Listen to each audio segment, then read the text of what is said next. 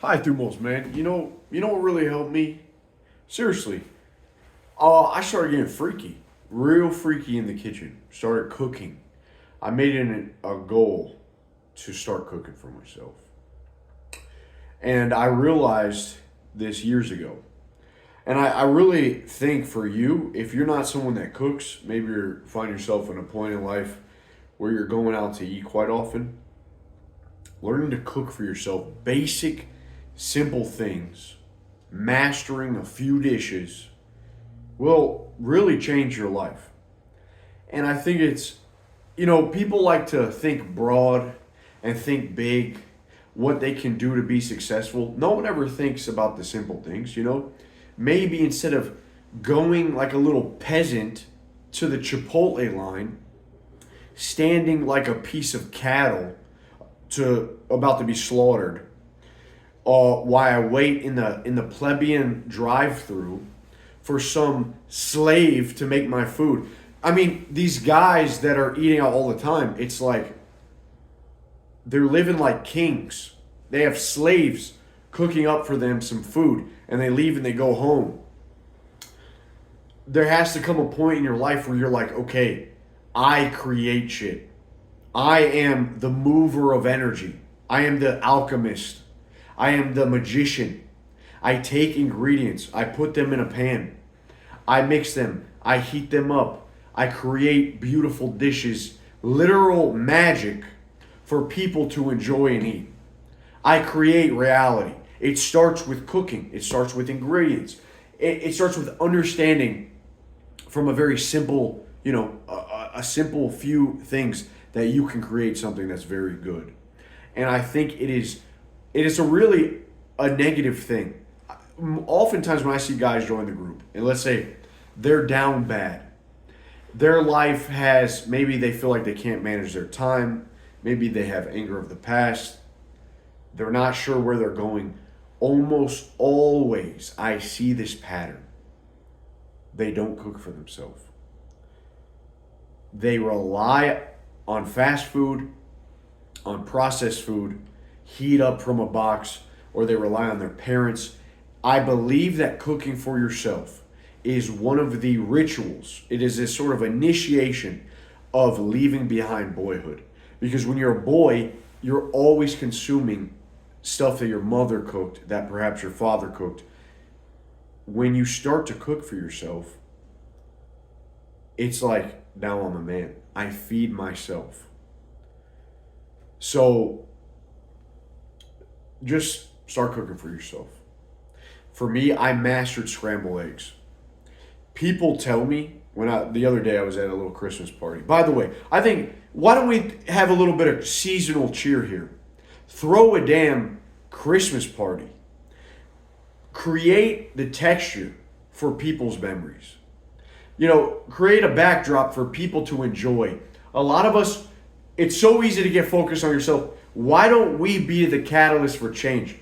Why don't we help people create memories? A big part of this channel is forming a tribe, getting other people involved, realizing that life is not meant to be alone. We see an epidemic of lonely males. Why don't we scoop our nuts, and instead of relying on the invitation, why don't we start shipping out the invitation? Why don't we create some memories? Is it really that hard to get a party going, to invite people over your place? I don't think so. So that's really what this message is about, is being that person. It starts with cooking, dude. Because there's nothing easier. Everyone loves food. There's no easier way to make someone happy than to give them a good meal. Something that is tasty, savory, sweet. Everyone enjoys that. Everyone enjoys that. So like I said, eggs. I mastered eggs a long time ago. I got a video called Eggs Better Than Chef Gordon Ramsay. And that one video, eggs, when I learned how to make eggs from Gordon Ramsay, all he would do was like crack a few eggs and he would keep stirring it. And this alone, just keep stirring it with plenty of butter and not overcooking the eggs, which many people do. There's like a thin layer of, like that layer that eggs develop and they start to stink. That means you burnt the eggs. So learning how to undercook them slightly because they cook on the pan, transfer them to the pan, serve them. I had this girl at this Christmas party the other day say, I've never had eggs this good. This is amazing. How did you do it? And I was making eggs for everyone. Simple. I mastered the egg. Once I did that, what else can I do? So I learned how to make rice. YouTube is your best friend. 5-minute instructionals. Dude, that's why I do cooking with Elijah videos sometimes. The Pirate's Gruel, these funny recipes, making the cheesecake, making the broth. Like, these are things, super simple recipes that you can use in your life that create and give you more control over the world. And like the feeling of power and sovereignty that every man wants comes from cooking. It starts with cooking. You have your own place, you cook for yourself, you start to gain control. When you go on a date, one of the best dates that any of you guys can do is invite a girl over to your house.